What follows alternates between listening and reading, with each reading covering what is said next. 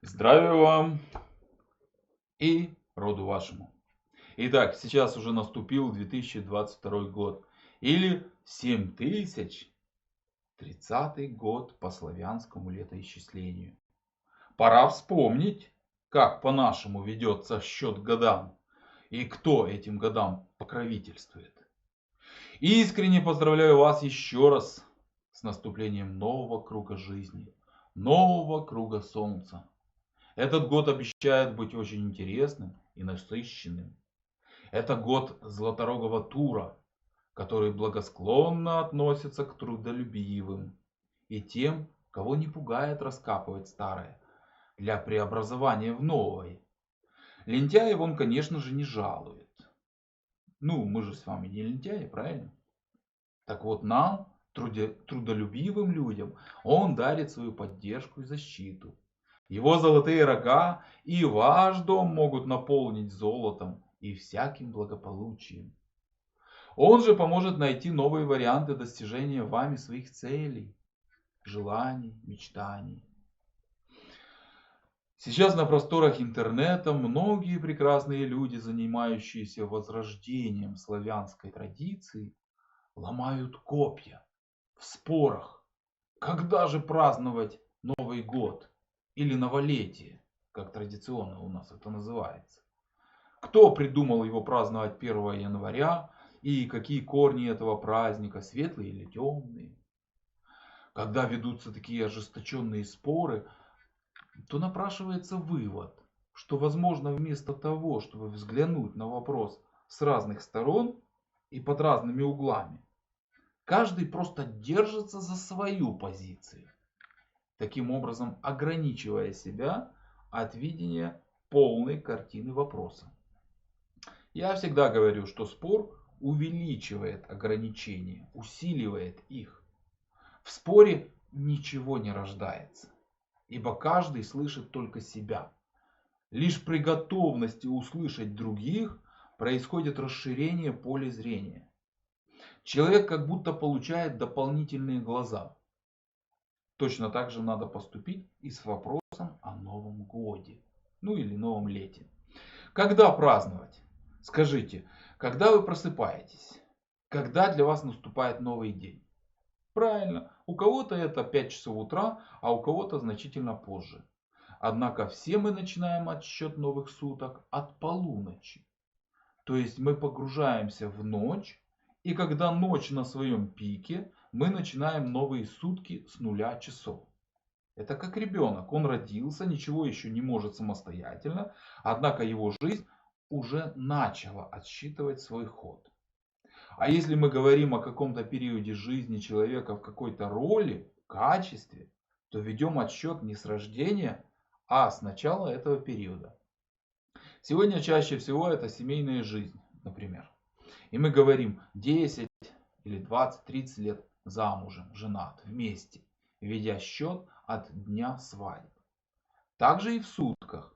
Мы говорим 3 часа пополудни или за час до ужина.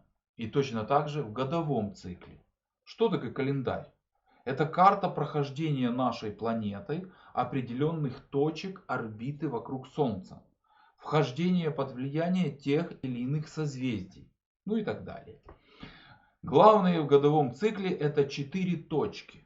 Зимние и летние солнцестояния. Весенние и осенние равноденствия, образующие солнечный крест в календаре, как 4 спицы в колесе. Это точки середины между пиком и падением. А внизу и вверху наблюдается максимальный подъем или максимальное падение определенных энергий. А посередине моменты равновесия. И понятное дело, что каждое наше действие будет наиболее эффективно либо в равновесии, либо на подъеме или спаде тех или иных сил. Летом, в купальский период, период летнего солнцестояния, вся природа купается. Это не мыться, а вступать в любовную близость. Все живое старается зачать новую жизнь, ибо физиология пребывает на пике своих сил, и в зачатие вкладывается максимум энергии. Зимой же, в период зимнего равноденствия, Рождества, коляды, Все находится либо в спячке, либо на спаде физиологических возможностей. В приоритете не физическое, а духовное. Грань между нашим и иным миром истончается. Мы больше слышим, лучше ощущаем наши корни, наш род, наших предков.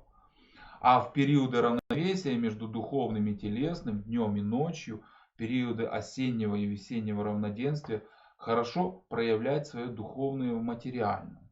То есть строить, сеять, собирать, планировать, подводить итоги своего хозяйствования, своего проявления в этом мире. Так что же брать за точку отсчета? Это смотря на то, что для вас в жизни в приоритете. У каждого свой вкус жизни, вкус счастья. По этим приоритетам мы понимаем, что есть люди-труженики, есть хозяева, купцы, организаторы, есть витязи, управленцы, защитники, а есть ведающие, целители, духовные наставники. И если мы посмотрим на приоритеты, цели и задачи каждой из этих групп, это варны, касты, мы увидим, что для витязей самой важной точкой годового круга будет осеннее равноденствие, когда подводятся итоги хозяйственного года.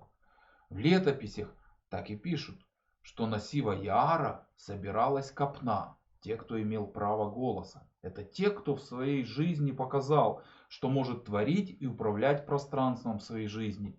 Имел семью, любимую жену, гармоничные отношения, хозяйство, 5 здоровых достойных детей и требовали от князя отчет о результатах года его управления. Ежели был собран хороший урожай, построены укрепления, амбары, было мирное взаимодействие с соседями, то значит зима пройдет хорошо. А если нет, то люди могут до весны и не дожить. Тогда князя и на копьях могли вынести с капища.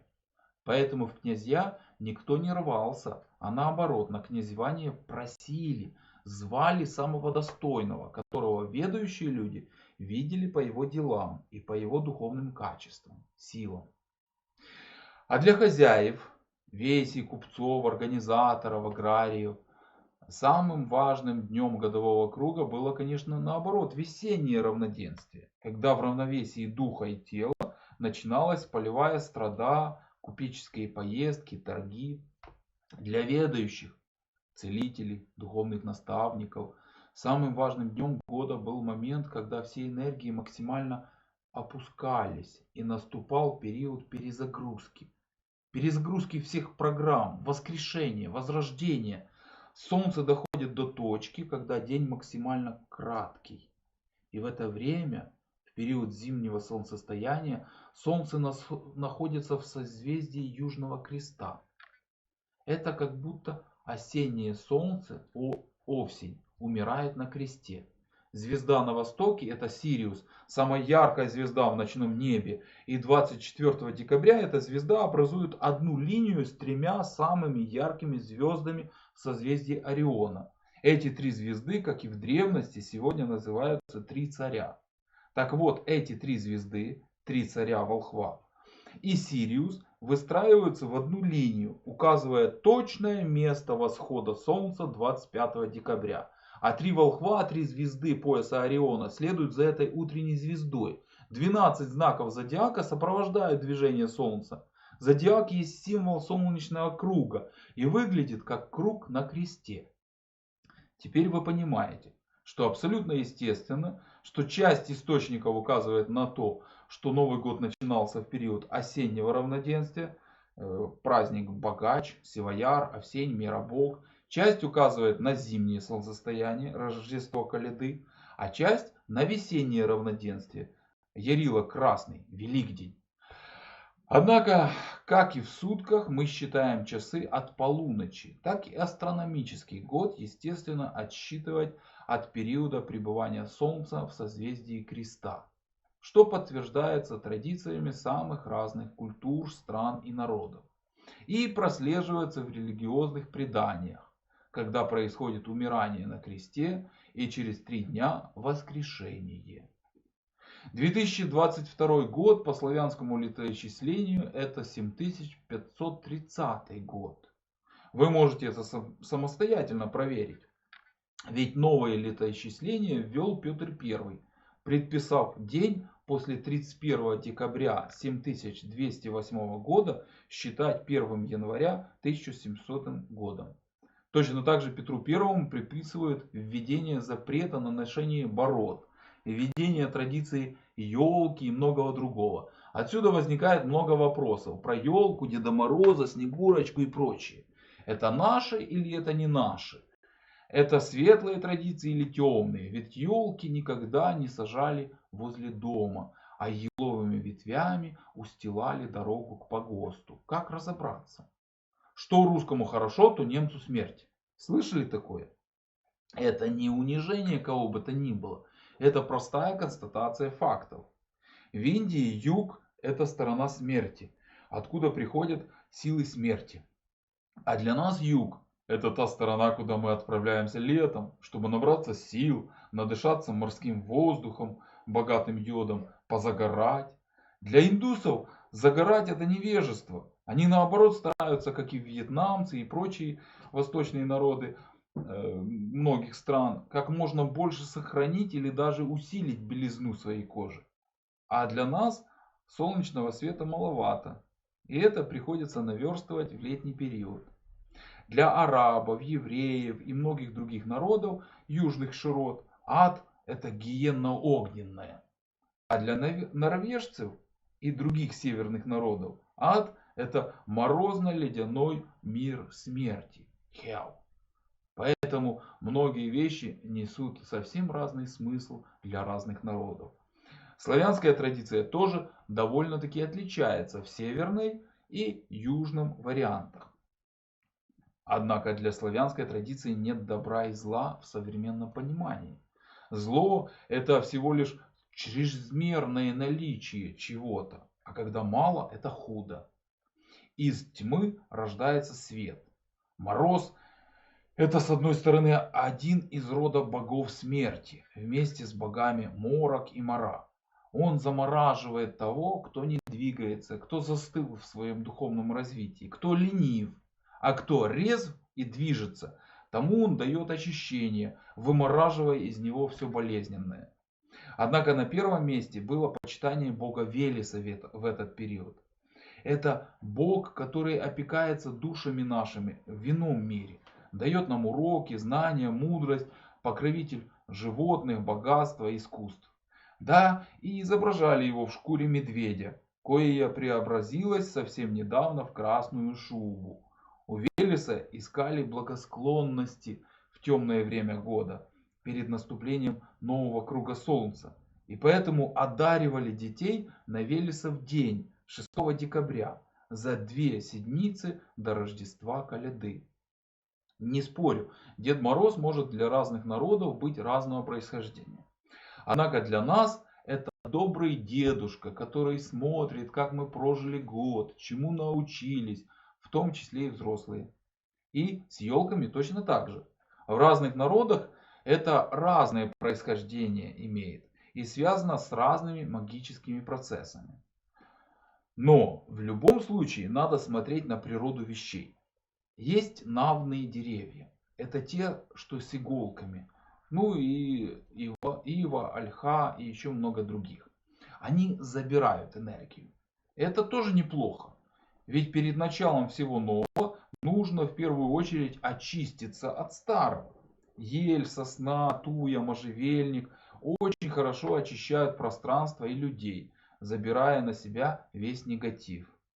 Даже на физическом уровне во время жизни туя, например, поглощает определенные ионы из воздуха, и поэтому ее тоже не сажали возле жилых зданий. А во время горения она отдает накопленные ионы, и они очищают воздух. Это ощущается как свежесть воздуха, легкость. Поэтому вокруг кладбищ сажали ели, туи, можжевельник. И именно поэтому ветвями этих деревьев устилали дорогу к погосту, чтобы дорога эта чистая была и оттуда ничего не вернулось, не пришло. Вполне логичным есть раскладывания по полу еловых, можжевеловых или сосновых ветвей перед Рождеством коляды. Да и елку поставить тоже логично, а украшения притягивают к ней снова и снова внимание наше, возбуждают радость, и таким образом происходит вытеснение негативной старой энергии новой энергии радости. После зимнего солнцестояния идут магические седмицы. Первые 3 дня Солнце в созвездии Креста, еще не новое и уже не старое. Так и мы со старым попрощались, все сожгли в Карачун на Бодняке и пребываем в тишине. В идеале это практики молчания. Не тратится сила на разговоры и обостряется слышание, чувствование духовного мира. Через 3 дня по зимнему солнцестоянию Рождество коляды. И мы вместе с Солнцем возрождаемся, наполняемся новыми силами. А для чего? Чего вам нужно? Что ожидаете в следующем круге жизни? Вот здесь и начинается магия творения вашей новой реальности. Помните сказку про 12 месяцев? Это отголосок всего процесса. Каждый день вы простраиваете 1 месяц следующего года. 25 января, 26 февраля, 31 июль, 5 декабря следующего года. Здесь важно даже не загадывать желания и строить планы, а прислушиваться к своей душе и к пространству. Слушать, чего хочет ваше сердце.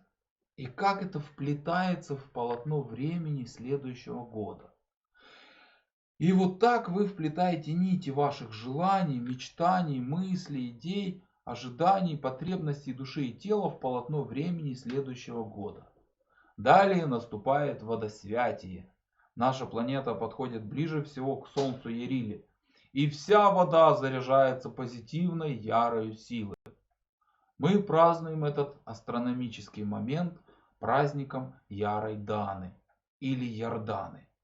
Мы идем к заряженной ярой животворную силой водой, окунаемся в нее и вносим в нее сотворенные нами образы нашего будущего, сотканное нами полотно нашей жизни в будущем году.